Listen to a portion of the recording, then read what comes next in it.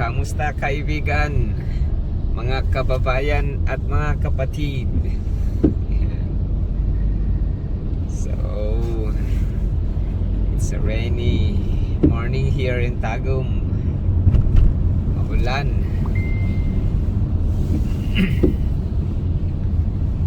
Makikisaw-saw na nga rin tayo sa usaping pambata.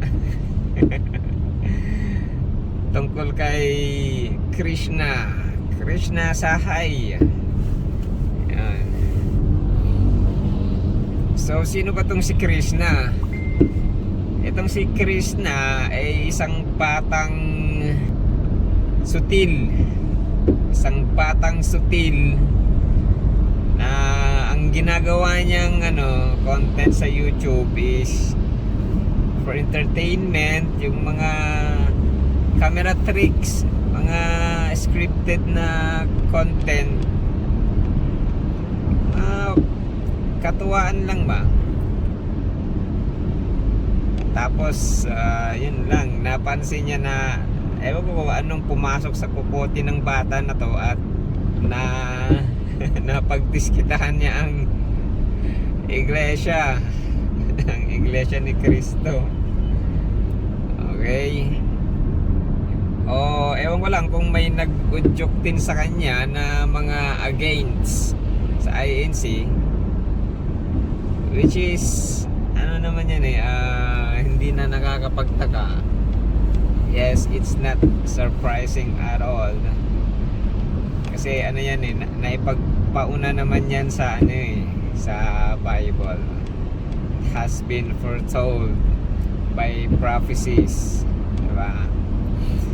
Kung babasahin nyo dun yata sa may 2 Timothy chapter 3 siguro yata yun,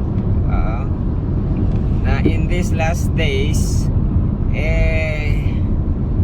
mas lalong titindi ang kasamaan.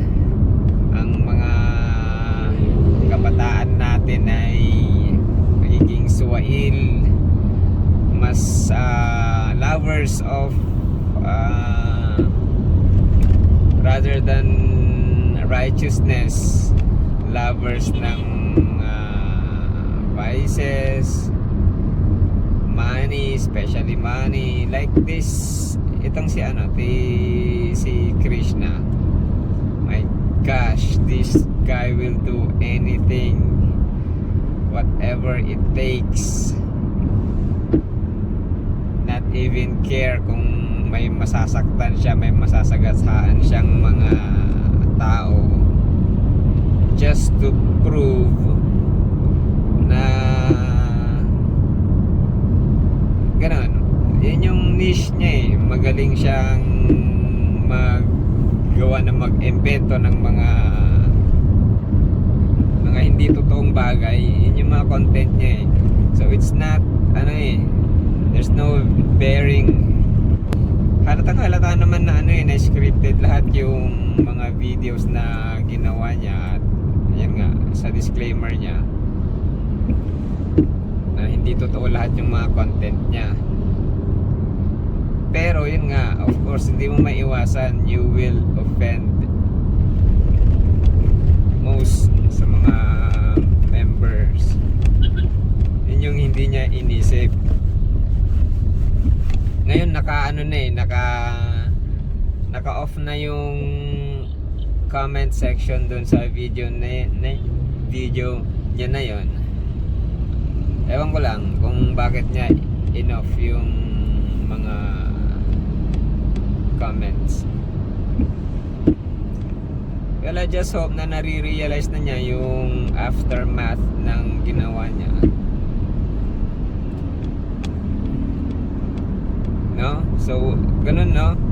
Hindi na nakakapagtaka yun sa ating mga iglesia, mga members. Huwag kayong masyadong naapektuhan dyan. Huwag kayong masyadong nagagalit. Kasi alam na natin yan at saka marami yung mas maraming tao ngayon ang mas nag-i-enjoy makarinig ng mga kabalbalan, mga kabastusan kaysa makarinig ng magagandang bagay.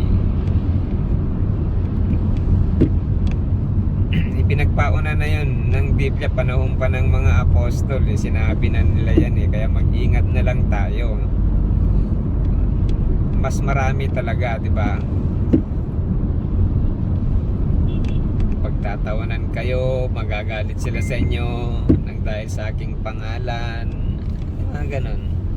Ganon yung mga nakasulat sa Bible na ano eh, warning sa ating mga Iglesia ni Cristo. Marami talaga sila. This world will be more worse than ever, no? Magiging mas severe pa yung mga persecution na ganyan na mangyayari, kaya maghintay ka. Sa kasi ano eh, si Krishna hindi yan yung ano, hindi yan yung unang nagsasabi na INC is a cult. Hindi na bagong bagay sa atin yan eh, kaya ako hindi na ako naapektuhan sa mga ganyan eh. Okay, it only proves na lahat ng mga nakasulat sa Bible is totoo. So just look at the bright side. Ganun yung ano, ganun yung ini-emphasize ng mga nangyayari ngayon na to. Totoo talaga ang Bible, di ba?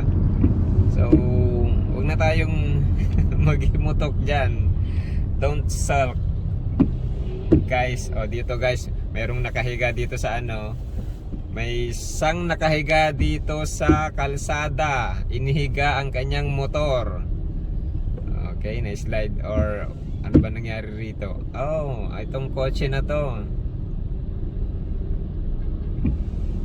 sudden stop siguro to eh. Away na sila. Okay, you guys, so mag-ingat-ingat sa pagdadrive at ingat-ingat sa mga sinasabi nating pagbablog. Huwag tayong magkipag-away. This YouTube is not a place to fight with each other. Okay,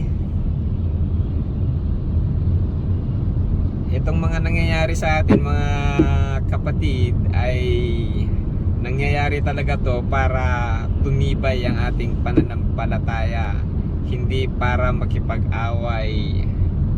Okay, pakita natin na sa kabila ng paninira nila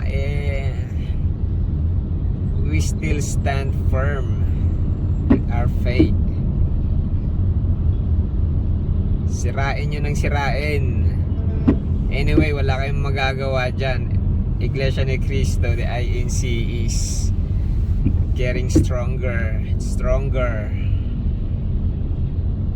all over the world. Wala kayong magagawa dyan kahit anong paninira gagawin nyo dyan. It will grow all over the world. Kasi totoo nga yung Bible eh, may nakasulat sa Bible, di ba, na ako ang gagawa, sinong pipigil? Ayun, that is the words of our Almighty God. Walang makakapigil dyan kahit anong paninira gawin nila dyan, kaya tuloy lang tayo. And to all of you guys out there na hindi pa namin kapananampalataya, we are still inviting you to come join us in our Bible studies. Kung may mga nag-invite sa'yo na mga member, wala namang mawawala siguro sa inyo kung pagbibigyan nyo, pa-unlockan nyo na makinig lang naman eh. We're not inviting you to join. I mean, gusto lang naming marinig ninyo kung ano yung mga pinaniniwalaan namin. Kanya-kanya naman tayong paniniwala dyan eh, diba? Yung makinig lang kayo, masaya na kami. Hindi na namin inihiling na maniwala kayo. Kasi kahit anong gawin mong kunyari may taong gustong pumasok, umanib sa iglesia, kung hindi naman siya, kung wala sa kanyang calling, hindi mangyayari yun eh. Hindi sa pilitan kasi ang iglesia eh, kahit anong gawin mong panimilit sa isang tao. Alam namin yun na hindi kailanman mapipilit ang isang tao para umanib. Ang amin lang naman is we just inviting you to please come and listen. Okay. So I hope pag may nag-invite sa inyo, mga kaibigan nyo naman yan eh, o kaya mga relatives. Hindi naman siguro masama para pagbigyan na invite, pagbigyan yung invitation nila sa inyo. I mean, no?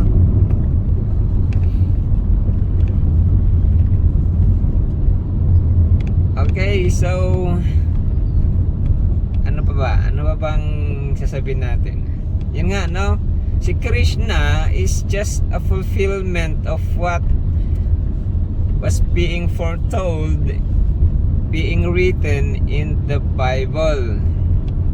Matthew 2 Timothy chapter 3 verse 1 to 5 yata yun, if I am not mistaken.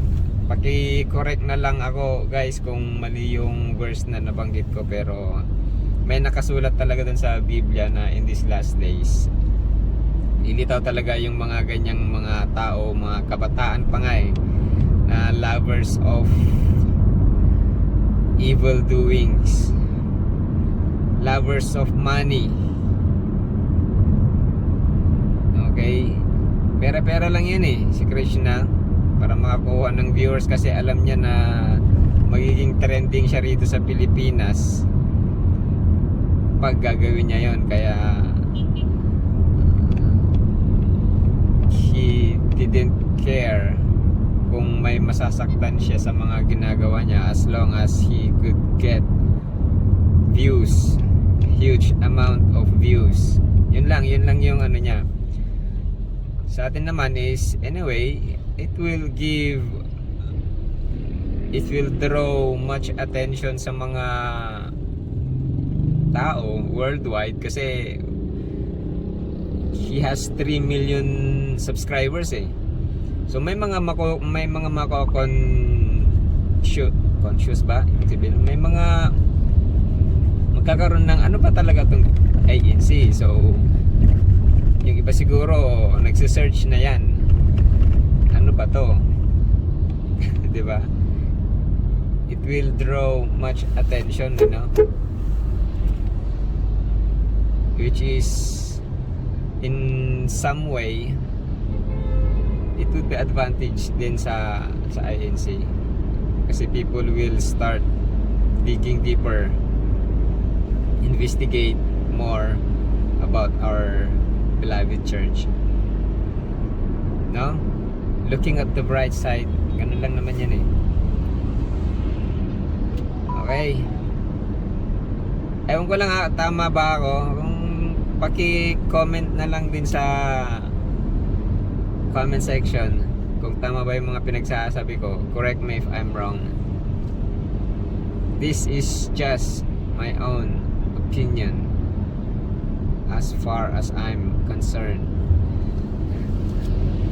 Okay guys, maraming salamat sa mga nakasubscribe at yung mga hindi pa nakasubscribe dyan.